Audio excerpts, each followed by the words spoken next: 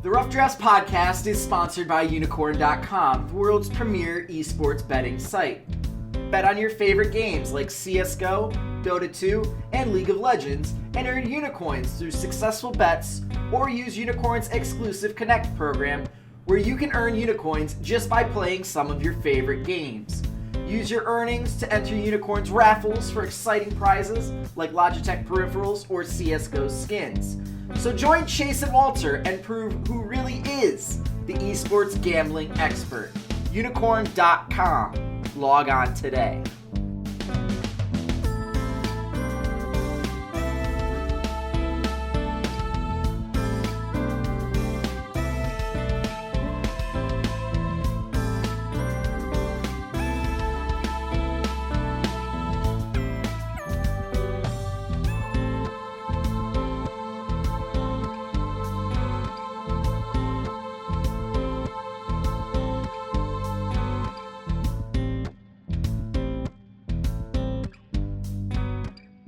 Internet. This is Chase, RedShirtKing Wassenar, and welcome to a very special edition of the Rough Drafts podcast. We've got another interview for you guys today, someone that we've wanted to talk to for a while now, and of course, when I say we, I am referring to my good friend, Walter Ceades Fedczuk. Walter, how are you doing? I'm doing pretty great. This is going to be our second European co-owner interview, so I'm very excited that we're branching into and we have some new friends over on the continent of Europe. Yeah, and that person today is Jos Mallant. How are you doing, man? I'm fine. How are you? Good to see you. It's big distance, second owner of a team. I liked your invitation. I saw Marty doing, and I said, okay, what he can do, I can do as well. Awesome. Yeah. Well, that's been the way it's, you guys will have to see for yourselves in this week. I guess it'll be, by the time people are watching this, you guys will have already played Splice. So we'll have the Battle of Rough Drafts guests this week. But for now, thank you so much for coming on the show. Let's start with the basics, because some people might not know who you are and what it is that you do. So what exactly is your role within the Unicorns of Love? What do you do on a regular basis? My main purpose in Unicorns is being the father, the father of the team, not only of the coach. And I had to go a little bit back to the start of the Unicorns to explain my position. Mm-hmm. The Unicorns, when they were playing in Challenger, were just a bunch of friends playing together with no organization, no backup, besides some of my personal backup, booking flights and pre-financing things. And then when they went into the promotion and got an LCS spot, then they got a lot of offers of quite famous brands with all kind of interesting contracts, where I then said, okay, guys, when you do that, then you lose your spot in 2 or 3 months' time. In at least a split time, you are gone and you're not playing anymore, and other people will take over. So let's start an own organization, because the name Unicorns of Love, they loved it. So the team discussed this and they said, okay, we go the hard way and maybe also the lower financial way, but from the other side with more security to the job position. So I founded the company, took over the CEO job, pure for tax and contract reasons, and that I thought, okay, once a week I do something, and this was completely wrong. Quite a big job in the meantime, and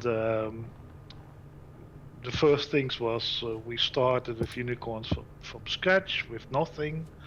We didn't know what LCS was. We didn't know about really coaching structures. We didn't know about having a gaming house, how to live together. People all lived at home.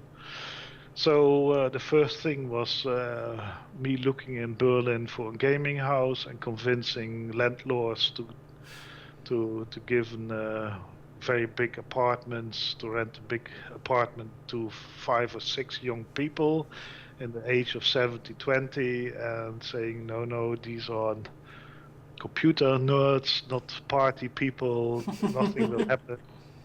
Yeah, the only noise you will hear is the mechanical keyboards, but that's it. And this is difficult. It was a difficult start. We had to learn everything from zero. And but we mastered it, and that's also where we're very proud. And my position now is to keep the financial side, okay, the contractual side, the tax, and see that we get a normal growth without too much booby traps. Yeah, and I mean, that's something that you guys have been very successful with. And I want to get back to the beginning of that story, because it is kind of an unprecedented, or at least very rare thing to see when we talk about teams in the LCS. Most of them nowadays have either gotten investors to come in, or maybe they've gotten, they've been bought out by other organizations over time. But, you said you kind of saw just when they entered the league that there was a very clear direction that the people they could have gone to were going to push them in, and you thought it was really important to go a different way. So what is it you were seeing, and what was it, what were those early days like as you're just trying to figure all this out from scratch?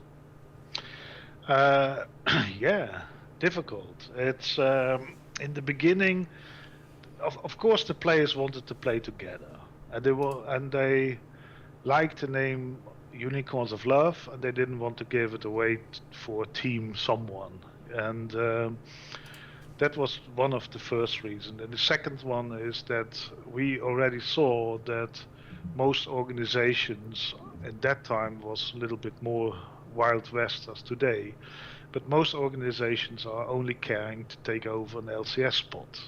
And if the original roster is still aboard or not, it's not important. So you have the three original player rule in the LCS. So when going from Challenger to LCS, at least 3 players, I believe 3 or 2, 3 players, I believe, has to stay on from the original roster. But even then, taking the risk that losing 2 players of the original roster was something they didn't like, they didn't want to do. And having my experience with running companies, I said, okay, it's not a problem. We can open a limited, and we start, and we will see how far we come, and maybe we get relegated after the spring split. We didn't know anywhere how good are we, where are we set up. Do we have? I know they would not have stage jitters, because they were already.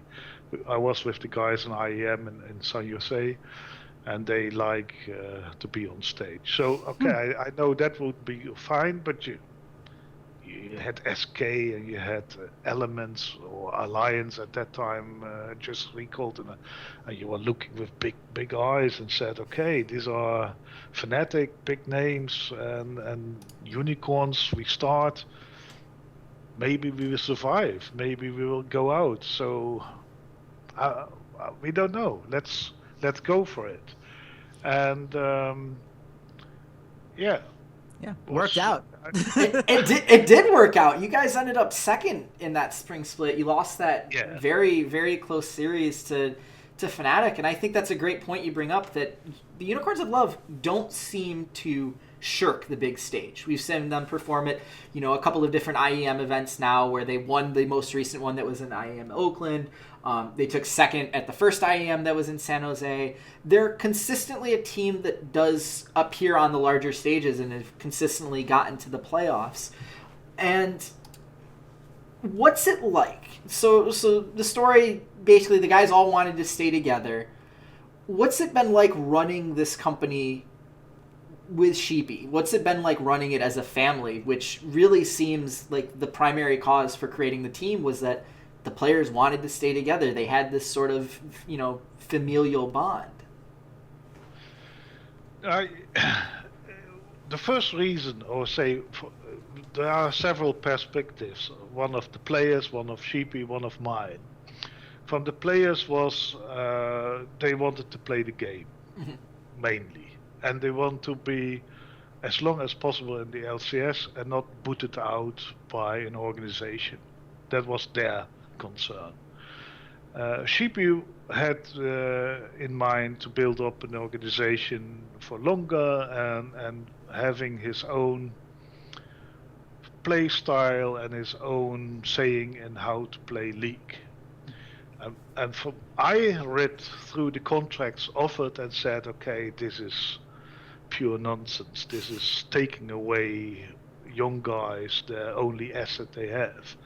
And I could not let it go like that and say to my son, okay, sign this kind of document, because it was unfair, to say it in diplomatic way. Not all of the contracts, but most of them. And so generally I said, okay, what those organizations can do, we can do as well. Salaries at that time were still low. There was nothing offered at all. Even worse, the players should still work as independent, so all the risks was on the players itself, no health insurance, nothing. And this was not the way, to my opinion, to set up an organization and to put young people in.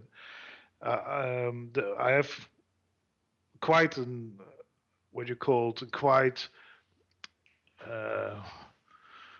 own opinion about how to deal with young people, and when just a player of 17 or 18 years has a week or two bad results and is not really delivering, you should give him also 2 or 3 weeks time to repair this problem or to solve the problem and to show the people he can take care and he can deliver. So when young people are going into difficult situations and then you say, okay, you're benched and you get out of the team 2 or 3 weeks because you're playing and not as it should be, then these guys, mostly it's the end of the career, or can be such a psychological hit that they can't deal with it. And I think as a parent, which I mainly are, you should give young people also the chance to solve the problems they have and to grow with it and to show, hey, also I can solve it and people believe in me and I have the support. And this is what one of the philosophies we have at Unicorns. We never bench people without giving them a second or a third chance. Yeah, I mean, there's a lot to be said about the loyalty that you've shown players in that regard. Just patience and allowing them to develop and see what their potential really would be. And there's something to be said about the loyalty that they've shown back as a result. There aren't a lot of times that we see players, leaving right away. Obviously, you guys have been able to hold on to visit Csacsi and Hyli for forever now, and those are the kind of players that usually we would see leave for bigger money or maybe a team name that maybe is a little bit that comes from a more traditional esports franchise, and that just doesn't happen with you guys the way that it has happened to teams like Roccat in the past. So what is it that you guys try to do to make up for the smaller staff and maybe some of the at least when you were earlier on, the less funding that you had compared to some of those other bigger organizations that you were turning down? I think I have to correct there. We had a lot of people leaving our organization. Yeah, most of the people who left Unicorns were leaving on their own decision. This is also what I don't like when I hear a lot of casters or specialists or analysts talking about the Unicorns and all the people, all the roster changes we are going through. These roster changes are mostly initiated by the players leaving us because they think after a split they are so good they can make big money somewhere, or I don't know what else reasons. The exception we have is Hillesang, Stravis Galabov, and Tamas Kis Visicacci, who are core founders with Sheepy of the Unicorns, or say 1 or 2 months later when he started the Unicorns, they joined. And they are, besides very good friends of Sheepy, they also have a little bit different view on life, a little bit more mature, I believe mature view on life, and that they say, okay, we know what we have, we can go for the big money, but the big money can also mean the big risk to fall down completely. And when you see the people who left the Unicorns, most of them are struggling, and some of them have to be very careful that this is not the end of the career. When they don't deliver this year, it could be gone. And this is, again, playing for the Unicorns and the delivering on a certain level means you have a quite solid position. Yeah, we are not sitting there every split and say, oh, let's see how we can combine different players today or tomorrow, and we have better results or different results, or we don't have any investors in the background screaming and saying, oh, the progress is too slow, we need to have better results, throw more money, get bigger names, change it. So I think it's an interaction with Csacsi and with Hyli on personal level, but also giving them a familiar safety. No matter what happens with these guys, we will take care about them. When Csacsi or Hyli would leave tomorrow, I would sit in the corner and cry, because they are, I don't want to say sons, because I'm not that often in Berlin, but I would do everything for these guys, and I think also the other way around. So it would be very, very painful to lose them. Yeah, and I mean, they've been such a fundamental part of the identity of the team. I can totally understand that feeling, and I'm thinking back through all the guys that you have had to rotate through over the years, and the one name that really stands out as someone who was an original part of the team and someone who was seen as an essential part of the team at the time was Kikis. Obviously so huge when you guys were innovating early on, and there's a lot of fans, when we got invited to the Unicorns of Love International Fan Club by a couple people, and they always, I believe the words that they used were, it was a dark time for the Unicorns of Love. So can you maybe touch on that, what that was like? Was that a similar kind of weight when he left, or was that, what was there anything particularly different about that particular move? Yeah, Kikis joined after we entered the LCS, so he was not one of the core members. He came after. We had Sheepy as jungler before, and then he went to the coaching and managing job, and then came and then had decided to follow school and finish his studies, which is absolutely reasonable argument to not to leave a team. And then Julius came and did well, but was not completely harmonizing, and then we pick up Kikis. And Kikis was a crazy one. I mean, he had enormous experience. He was on a lot of teams. He could play more or less every champ, and most of them even very good. And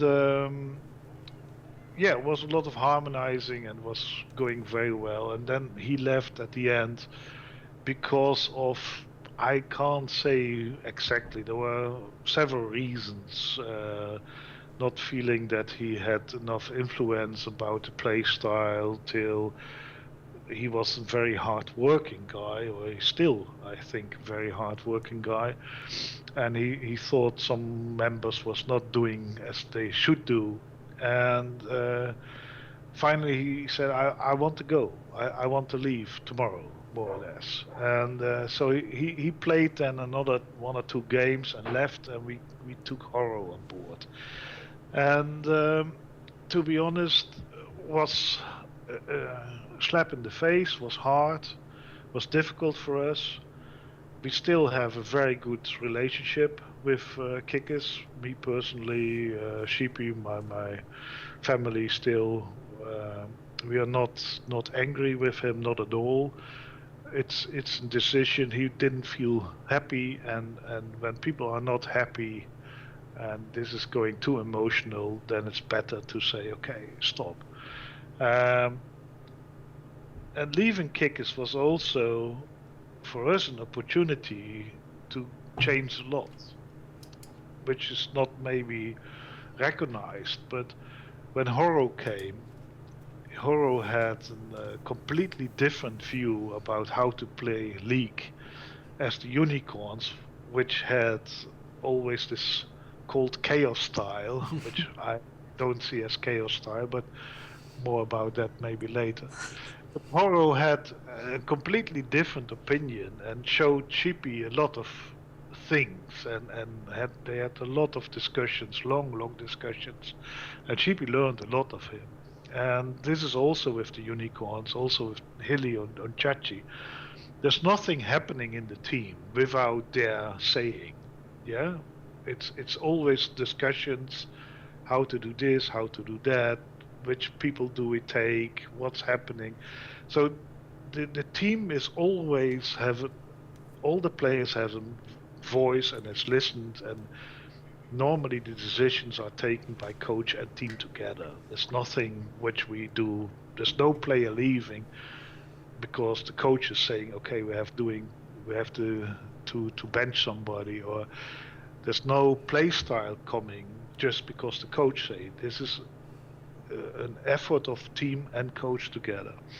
So when Kikis left and Horo came, the Korean way of playing League of Legends was of course a little bit different as the Unicorn style, and so Kikis leaving cost us, I think, a Worlds position. Yeah, I think we could have go to Worlds. From the other hand, also helped us to find a different way and grow as team and as coach. And I think at the end was good he left. Not because I don't like him, but not because I think he was bad on the team. No, when he would stay, it would be maybe even better as leaving. But the moment he left, we were upset. It was bad for us, but on the long term, it was the best what could happen, because then Sheepy got completely different insight about how to play League from Korean very intelligent player. And it's a pity Horo had some personal issues and could not return to Europe, because we would love to keep him on the team. And then, so that was Kikis. But that's pretty incredible to hear. Both sides. You obviously admitting that at the time it was awful. It really, like you said, it probably cost you a world spot. But then looking at it and going, but it may have been the best thing that ever happened to us. If you told analyst Walter that in summer of 2015 that Kikis leaving the Unicorns of Love would be the best thing that ever happened to us, I would have called you crazy. I never would have expected that. Yeah, it's also it's not when a player leaves 2 weeks before playoffs. It's worst situation you can have. And again, losing Kikis as character and as person is not good.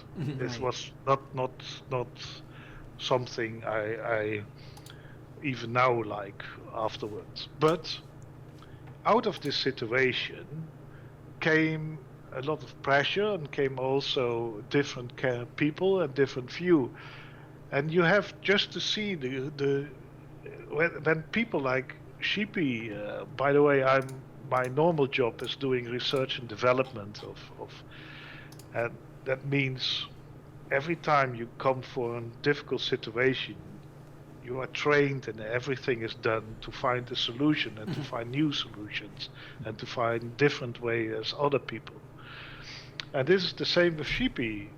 On the moment you come into a situation where you have to do changes and you have to do maybe go to another direction, when you're forced to it, you will do it. Otherwise, you can stop. Right. When you are in a situation as we were with the unicorns, we were sitting there quite well. We did second in the spring split. Everybody was thinking, oh, things are going pretty well, and it was all too much comfort zone. Right. And it is one of those things where how you learn and grow through those kind of moments of adversity really says a lot about an organization in the long run. Those are the lessons that kind of, as you're noting, they really stick with you and help you improve in the long run. So I just to get a little bit more in depth with that idea, what are the things that you've noticed, as the CEO and also as, Sheepy's dad, like what are the big changes that you've seen in him and in the team as you guys have kind of learned these lessons since you first entered in 2015? What are the biggest changes you've seen? I think there are several ones, and again, from different point of views.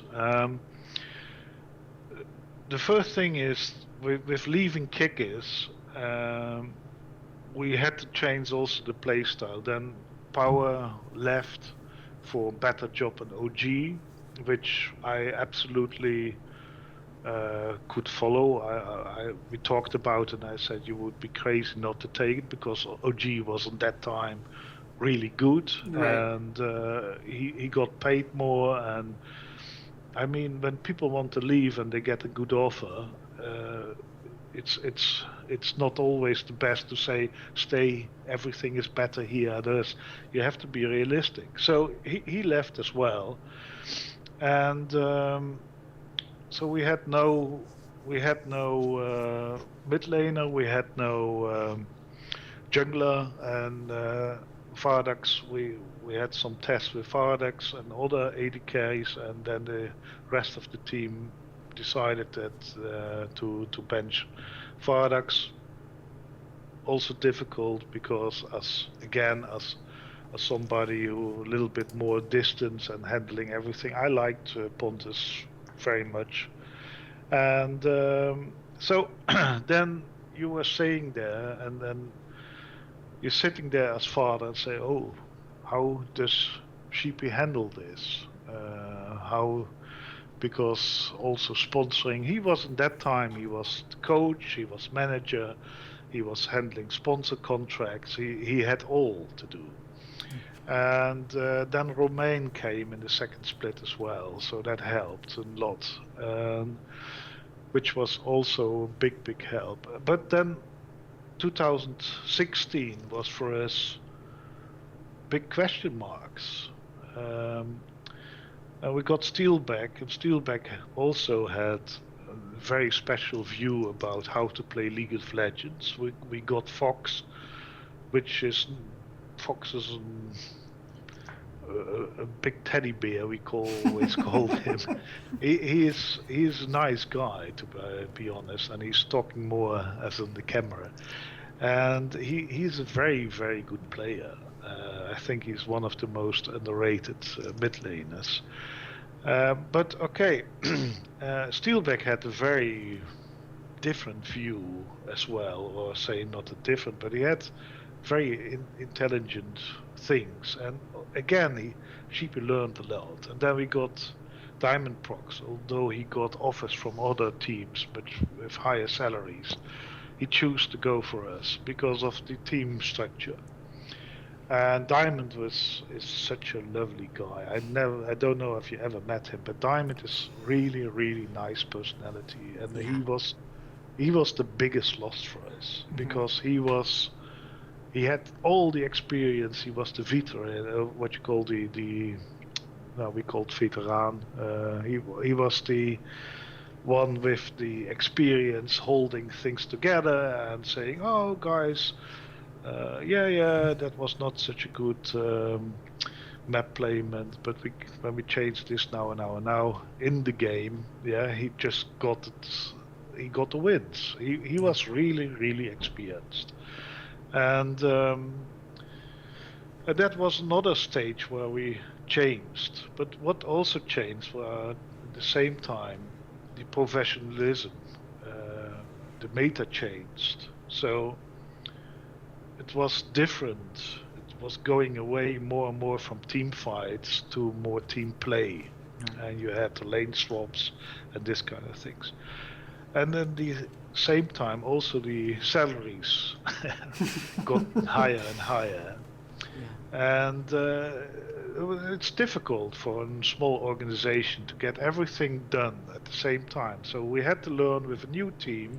We had to learn to play League of Legends different, and we had to suck up more money from somewhere to pay our players at least a compatible salary. And that was also one of the things where we said, okay, 2016 will be for us a year where we want to see that we get established play style in the unicorns, that we get our own mix between the chaos style and the Korean style of controlled playing, and also set up the roster in such a way that we keep it at least a year. And this is what we tried to do in spring, and then the visa problem came, and this was terrible. It broke my heart. I'm been watching League of Legends since season 1. I watched Moscow 5 and Gambit grow and watched Diamond grow as a jungler, and when I saw that he couldn't play for you guys, at that moment I was still totally not on board. I was still questioning. I didn't understand, the steelback move. I didn't understand the fox move. I'll admit that. But then when you guys announced Diamondprox, I was like, okay, I want to watch more Diamondprox. And then you guys had a few games where you played very, very well, and then Diamond has to go back to Russia, and it crushed me. Just crushed me as a fan. So I can only imagine, you guys with that thought in mind of this is going to be our roster for all of 2016, having then to go through 3 or 4 junglers.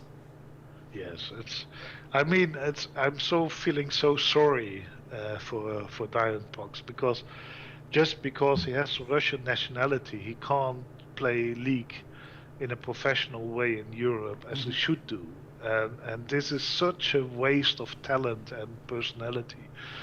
But I tried everything. We had talks with embassies, and we have talked with it's not only the embassy, it's also the agency for the working agency in Germany, and we had meetings and flying to Russia, and we did everything possible to get a visa, but it's and wasn't the attention of the highest people in Berlin, which was maybe not so good, because then I could not do anything.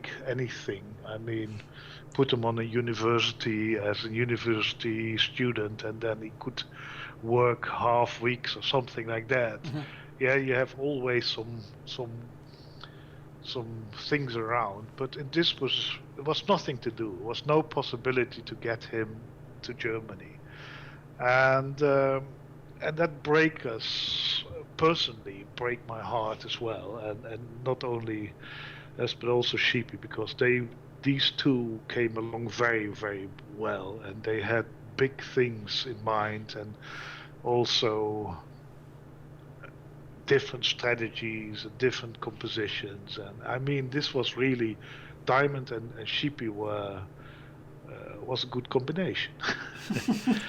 And Steelback, we picked up Steelback. He was hard working, and we believed that he is an excellent ADC. And it just give him a second chance, and also give him, or what's called second chance, but just take him in the team and find a way to play with him. And Hyli is one of the best supports, when not the best support, and he has his moments where you say, okay, but in total he's one of the most solid and aggressive supports. And Steelback's Hillesang, we said, must be one of the best bot lanes. Mm-hmm. Fox as absolutely solid player in the mid lane who can keep his lane also without resources. I think this squad could have done in 2016, especially summer split, could have done really wonders. Could have brought in completely different stuff. But yeah, the dream ended very early.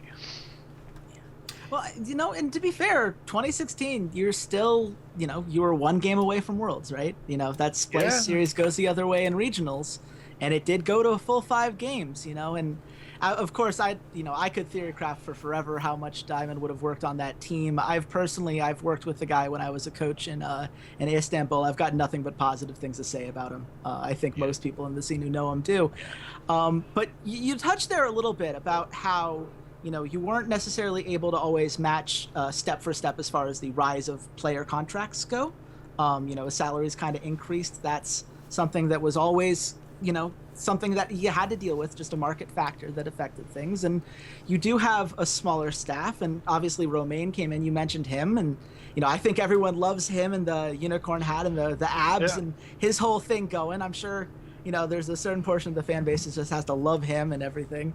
How do you how else do you try to make up for those kind of things that maybe you don't have the same resources as some of the bigger orgs? Like, what are the little things you guys try to do on a day-to-day basis? We have good pancakes with Nutella. Sorry. That's one heck of a signing bonus. Yes, it's very important. No, I think it's this. We're looking for a team who can play together well, and is mainly focused on to get results, to get as far as possible, and to work in a nice environment and a familiar style. And when they come and say, okay, the first sentence is how much is the salary, we drop them. Because it makes no sense. It's also in my own company in the past, when people just come for the money, then they should go again, because it's not the way. And there are always companies paying better, as always, and that doesn't mean that they always have the better results. And at least with the unicorns, the players could be sure that they can do one thing, and that's play their own style. They can do as best as possible. When they say, okay, for me it's better to play this way in the team, then the team will adapt and say, okay, let's see how we can solve this, how we can do and achieve this, so that you are playing in your own style. That's also with Power played on the unicorns much better or different as an OG, and this is not because Power is now worse. I think Power's grown as a player, but he had different resources, different play style on OG around, and this is something what I believe is why a lot of players shine very bright on the Unicorn squad, just because they can play their own style. And I think a lot of people recognize this. It's not only because they get 5k5 more somewhere. And and I think it's also questionable how much is a player worth. I mean, okay, Faker is an exception. Having Faker on your team means all the likes and all the media hype, and beside of what he brings as player, but also he brings tons of fans and reputation and recognition. But again, I doubt of Ronaldo is really worth 70 million or what he get for 2 years or 3 years. I also doubt of a player is worth 500,000 or 200,000 or 300,000 in a game which is more and more a team playing game and not individual game. In S2, S3, when you played, you had the insane mechanics. You could carry a game completely 1 versus 9. Nowadays, it's completely impossible. You can be mechanically gifted and the best understanding. You still lose games when your teammates are not doing the game well, or when you are not understanding the meta. And so what we offer them, we offer them a solid place. They can make mistakes, they can grow, they get time to grow, and the salary is not so bad at our position. And we also pay from the beginning, they got employee contracts with all the beneficials, also the costs, but also the beneficials, and not having problems that they get the tax agent for the in front door one day. And this is one, but the best they get is at least 1 IEM a year and playoffs. Yeah, but because this is what we achieve every year again, and I think for young people like Exileh and now Xerxe and also Samux, it's ideal to start on unicorns. I'm really convinced that Exileh starting on another roster would have been benched after 2 or 3 weeks with all the negative Reddit comments and everybody, also you guys, talking about Exileh as if he doesn't know how to play. I watched him. I'm watching a lot of tryouts and plays, and after a couple of hours seeing him playing, I called Sheepy and said, take him. He's unbelievable good. And Sheepy said, yeah, he doesn't know where to stay on the map and this and that, but we will teach him. Yeah. So, but this will take time. But I think the difference is we see the players as they can be, or they will be after a couple of weeks of learning and growing. This is how we see them. When we talk to them today, I know how good they will be in a couple of weeks. And this is how, and when they make mistakes, they make mistakes. And when things go wrong, it's go wrong. But when Xerxe comes and say, okay, let me play, I don't know. Rumble Jungle? Rumble Jungle is okay. That's already meta. But when he comes and say Mordekaiser Jungle, or I don't know, yeah? And he shows he can handle it. Why not? Why should you not go? And then you say, okay, what will fit exactly to this? And this is the style of the unicorns that we say, we are not playing, we're not making team compositions just different to be different to others. But we say, okay, when you combine Ivan with Lulu and with Poppy, and then give Caitlyn, and then you have so much possibilities. The team has to understand what's happening, and the team has to be intelligent enough to know what are the beneficials, but also what are the backdraws, and play around this. And this is something, the strengths the unicorns always had, or in the time of Kikis, but especially now. And when you look at our players, they are all smart guys who understand the team, understand the way to play the game very well. And we are not playing off meta champs. We are playing more of meta combinations. I think that's a better statement. We play off meta champions, but in a different combination. I would definitely say that this iteration, seeing the Rumble coming out of the jungle, seeing all these interesting combinations, Xerxes being one of the first in Europe to really embrace and want to play Ivern in the professional scene, it does remind me of Kikis unveiling Twisted Fate Jungle at IEM and killing TSM with it.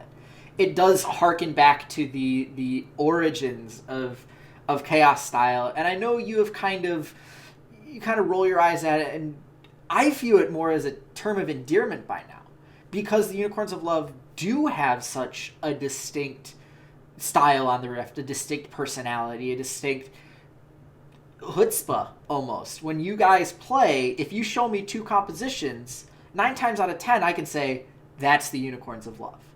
That's their composition. I might not know exactly what Sheepy's thinking, and I might go, you're kind of crazy. Why'd you let these certain picks through? But I remember when Csacsi played Poppy before the rework. When everyone was convinced Poppy was the absolute worst champion in the game, and he brought it out as a counter pick to Maokai. Why would you ever do that? And then he shows why. And I think that in and of itself is part of the essence of Unicorns of Love. Counterpick against Mundo, because Mundo could not do anything in Poppy, and Csacsi played a lot of Poppy in solo queue and also now in solo queue and ranked games before they were in Challenger. We still had the ranked games on the ladder. He played a lot of Poppy. Nobody played Poppy, and he was excellent at Poppy. He was one of the best Poppy players. I think he's still the best Poppy player in Europe. But okay, and but I think the Chaos style is not invented. The word is not invented, and also not correctly describing what we did as Unicorns. And I can tell you why.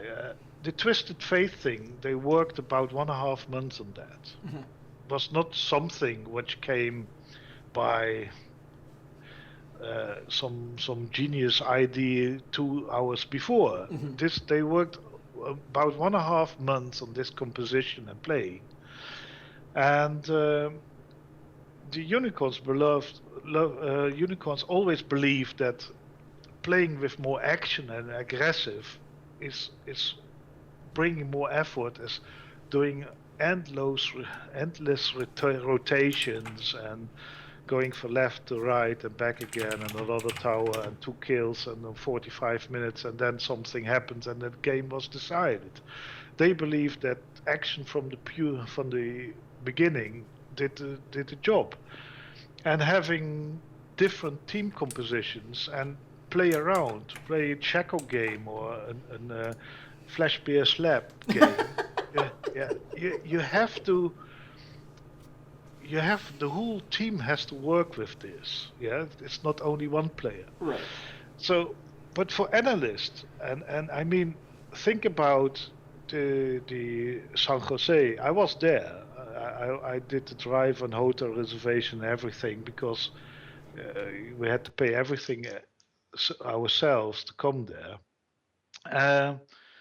Then you have sitting there Monte Cristo, and you have sitting all the big shots, and they are telling how good TSM are, and you have Reddit, who is telling you since 2 weeks about how much we will be stomped, and the question is how quickly will we lose against TSM. And it's the same on the analyze. When you look at still in the TF game, and you see the analyze there, they're just talking about how high TSM will win from the Unicorns. And then TSM was dumpstered. I mean, really. They lost the first and second game, and nothing was as didn't before. See it coming. Yeah, that was Walter's favorite IEM, by the way, in case you were curious. I think this current one has been surpassed. Surpassed it. But for all the analysts, they made they lost face. They really lost face. And this has happened then, not once, but second, the third, and the fourth time. And then it's of course it's not so easy to say, okay, I lost face. I did completely wrong. I didn't see it coming. These people are playing more intelligent as I thought. Maybe my always favorite Korean style chess play, League of Legends style is not the only one. Maybe there's also other one. So how I didn't see it coming, so I call it chaos style. Chaos style. It's not something really, and this is something which we still are working with, where we're still suffering from this chaos style name, because it's not chaos style. It was very well planned, and a lot of things we do at the Unicorns are not chaos. It's really planned, and also a half-naked unicorn on the stage is a planned action. Yeah. But we see a lot of things different, and the team has the freedom to do what they want. We have no investors, we have no business plan, how much money the team has to generate, or how much profit the organization have to make in the next 4 or 5 or 10 years. We have no planning about it. The only plans we have is to get as far as possible with our team in the League of Legends, to get the Worlds, and one day beat a Korean team like SKT. I'm not saying it will happen, but this is our plan, you know? And this is the only thing they should look for. And my job as CEO is to see that I can get this financed and get this all set up on enormous on a solid base. That's my job. But it's not my job to say, okay, we have to earn now 1.5 million this year because I have to pay off some investors, or I mean, I'm working already 2 years, now the 3rd year, without any salary, just a supporting act for my son and the team, because the money we get is all going to the players or to the gaming house. That's it. And then you ask, we are paying competitive because we have no overhead. My daughter is doing the shop, and it's a completely family business. Yeah. Well, so you bring up finances, and I want to tie in a quote from the managing director of Lagardere Sports, and tie it into something that you said earlier about how you look at players and you look at their potential, and you give them a chance. You know, maybe 2 weeks in they aren't doing great, but you give them that chance because you know that they can succeed and they can be thus. And the managing director said that the Unicorns of Love has the potential to become a leading brand in esports. And this is the big news that this week, and that's why you coming on ties in so great. This is one of your first major sponsor or major business deals. Publicly major. So tell us a bit, how did this come to be? Does it change your philosophy at all? Does this now give you this, okay, well, now that we have some money coming in, or now that we have this partnership, we need to adjust our ideas to not just focusing on the gaming aspect? Tell us a little bit about that.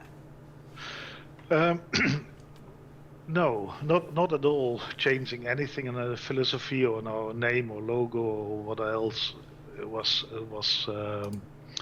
talked about on Reddit.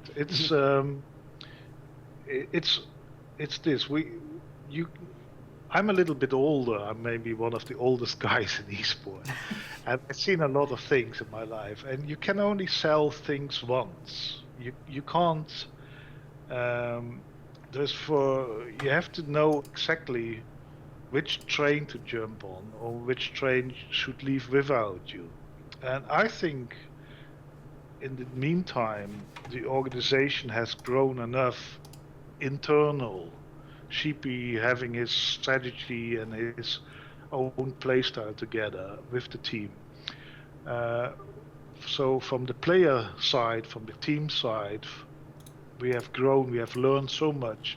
It's working, it's solid, we will have our ups, we have our downs, but I think we can at least always play in the top. Of course, depends when tomorrow all 5 leaves, then we are in big trouble.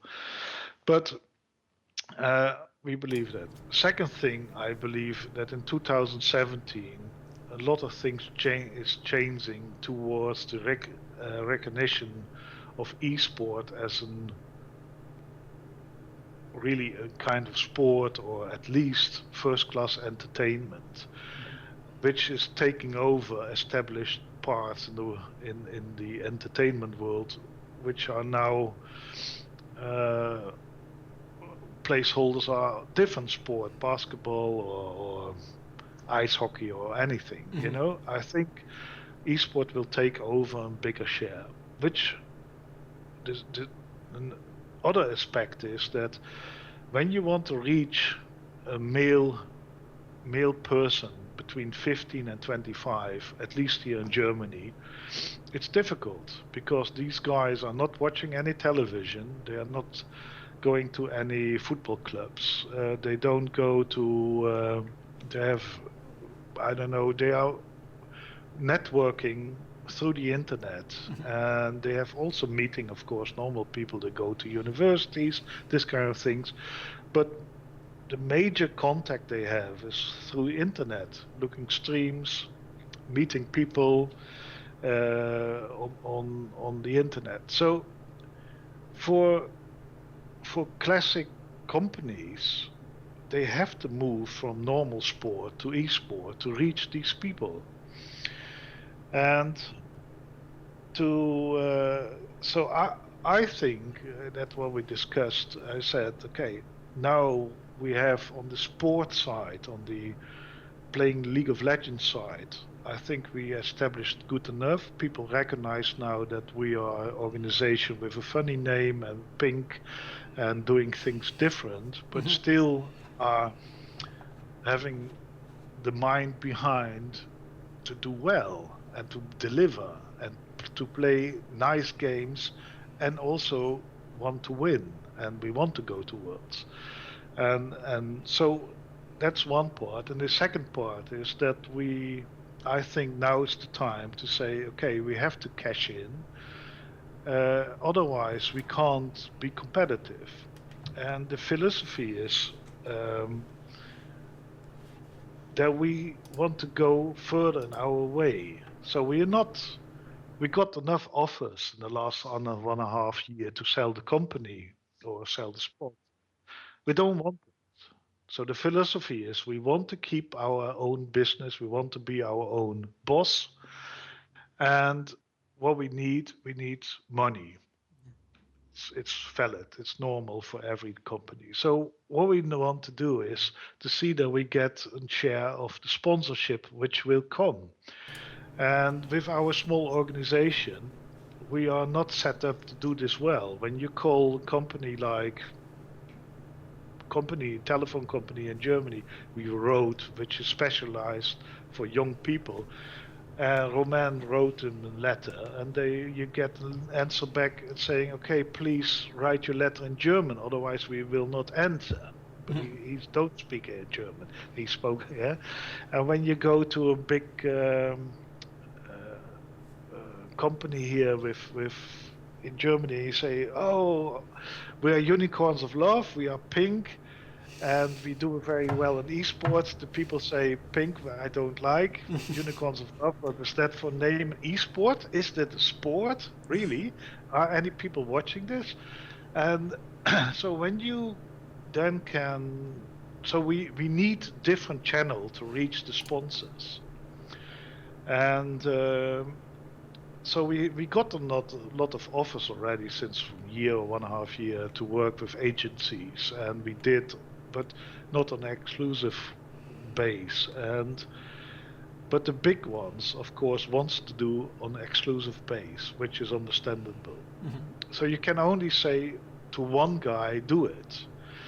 And Lagardere is also based here in Hamburg, and they are I don't know if they're really the biggest, but to my opinion, they are the biggest in the scene, Yeah. and they know exactly what they are doing, and they have a really good name, and they're quite conservative, and that's why it was so attracting for both to go for this deal and to have the funny part of the esports, the unicorns of love, combined with the so solid classical sponsorship management with Lagardere. And so we had very short period where we negotiated and came up with a contract signed, and we are happy, and I'm absolutely hyped. And I think also for general esport, this is really a big step. And I'm quite sure that we are not the only one on Lagardere. I think in the next couple of months, a lot of other teams will follow as well.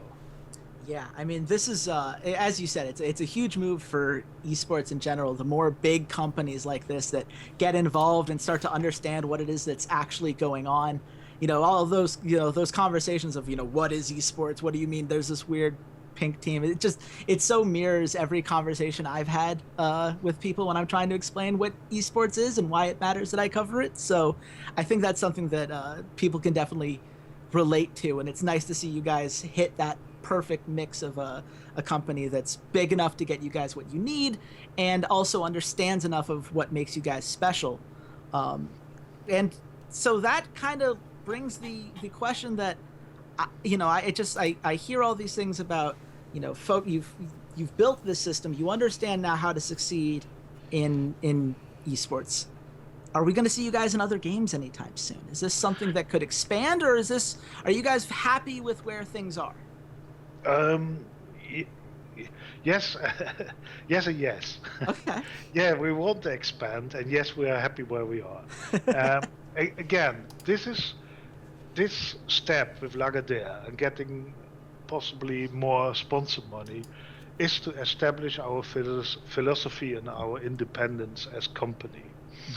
And we want to grow, and the first what we want to do is get in more money to pay our players directly more.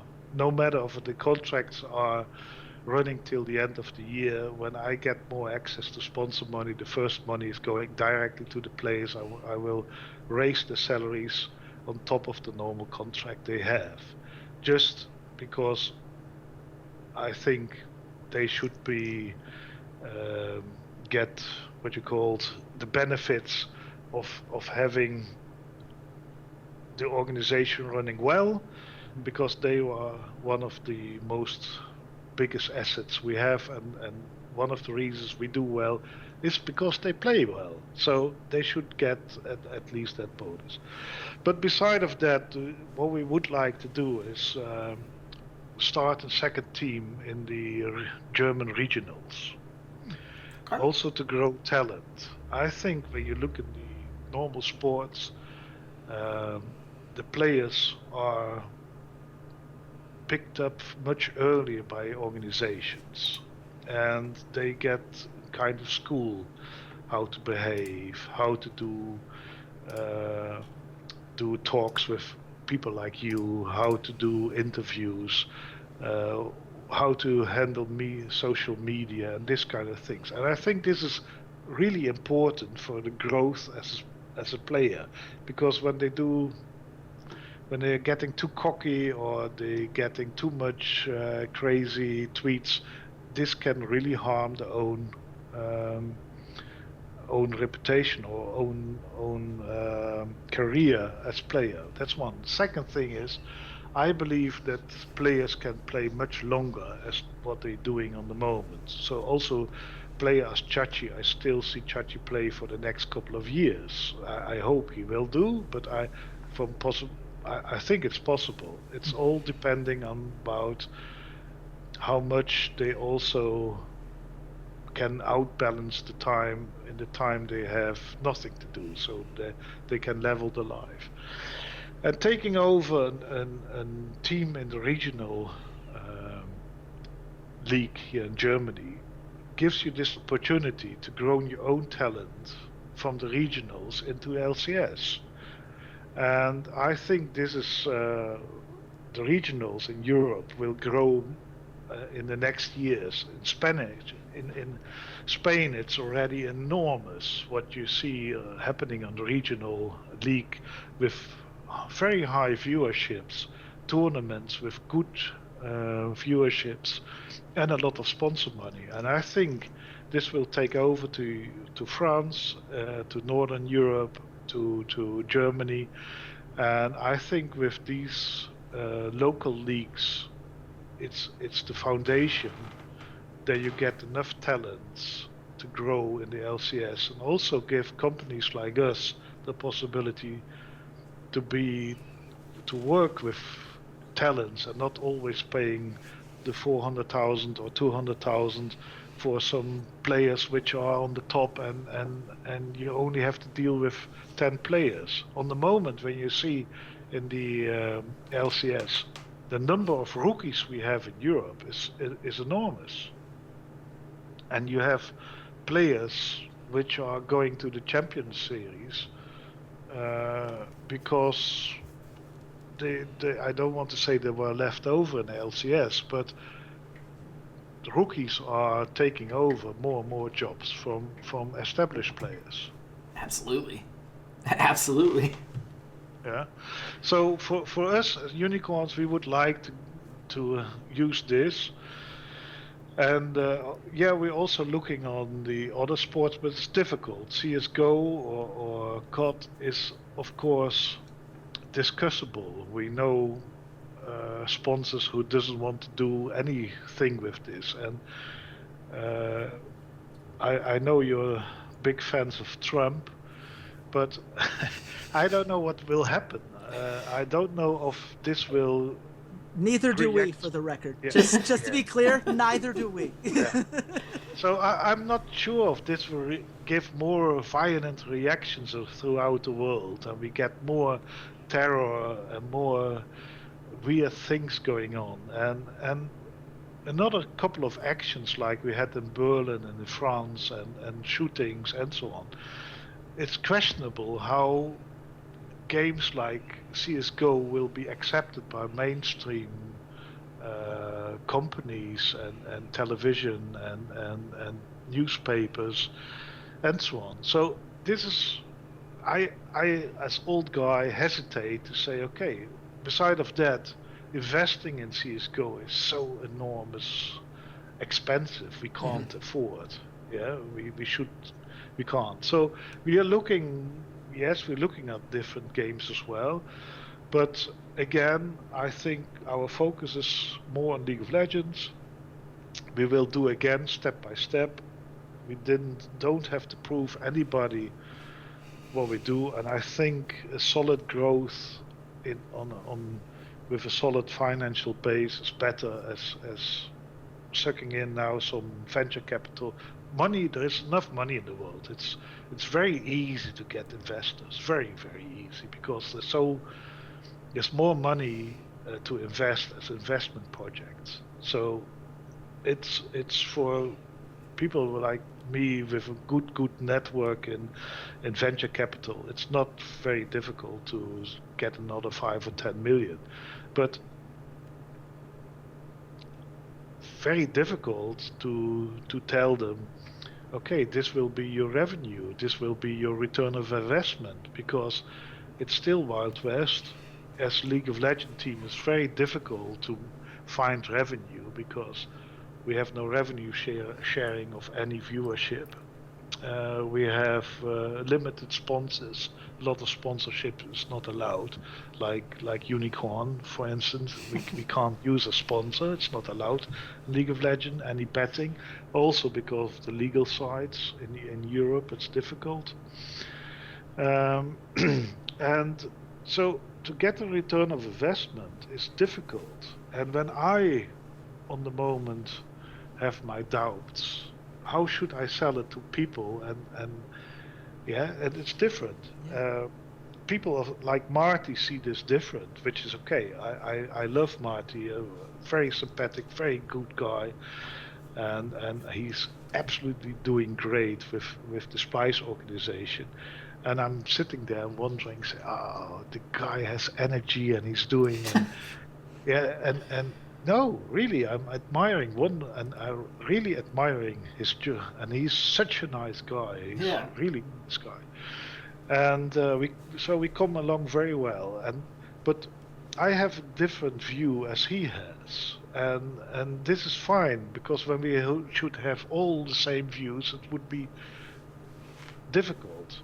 But on the moment, I think for the unicorns, it's better to do our step by step, maybe a little bit slower as other teams, but build the brand solid. Also, focus also on the fans. We have a very good fan support. We are also supporting our supporters very well. When I look in the studio, I'm one of the only owners coming there very regular, sitting with the fans together, have talks, throwing merchandise, all kind of stuff to the fans, give them for free, and having constant dialogue also with the Love Hurts crew, which is, by the way, the first official founded fan club for esports in Europe. Yeah, and this done by themselves. It's the fans driving us, and we driving the fans. It's very interesting, and I think for us, this is more important as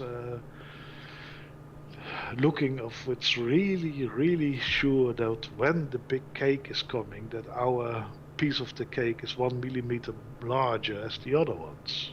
I don't know. It's. I don't see it. I think the success will come automatically, as you can see also with Lagardere. We are the smallest org with the first contract with Lagardere. It's you got to be doing something right if that happens.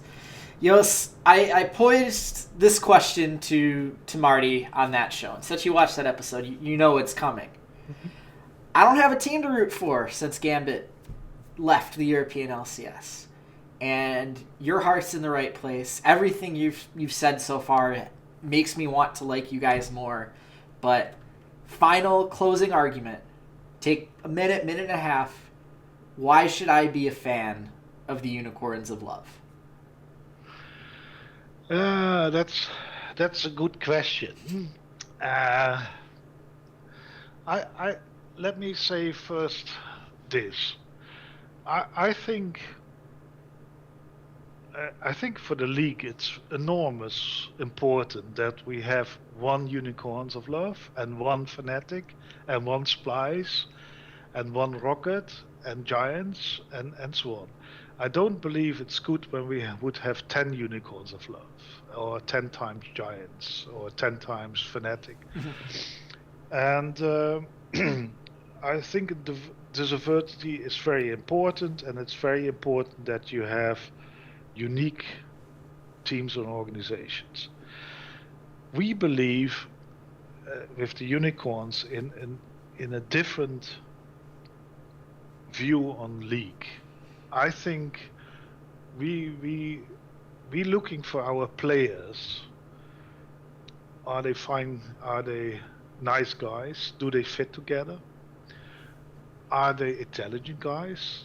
Because they have to deal with different views. I mean, Sheepy is a very good chess player, and Csacsi is even one of the, I don't know, believe number 2000 something in the world scale in the past. You're dealing with people who is really like to play chess also in League of Legends. So you have to understand with the ideas is coming. So our team building is different. We don't look at and say, oh, this player is excellent. He has number one in his top lane or number one in his jungle. We look, oh, this guy is very promising. He's intelligent. He could fit in our team. And this is how our team is built up. I think the results can be seen in the team composition and the way they are playing. And I think when you want to have be a fan of something extraordinary, which is different and will stay different and will not be sold tomorrow to another company and will be traditional different, join us. And when not, join others. Yeah. I like think, it. Walter, convincing argument? I mean, this entire episode has been a very convincing argument on my side. Listen, we've been critical of you in the past. You've admitted it. You haven't always liked, and the fans have not always liked what we've had to say. And I have to give you guys, if I can only give you guys one thing, which is kind of hard, it's the tenacity. It is that you guys have survived. You have reinvented yourself.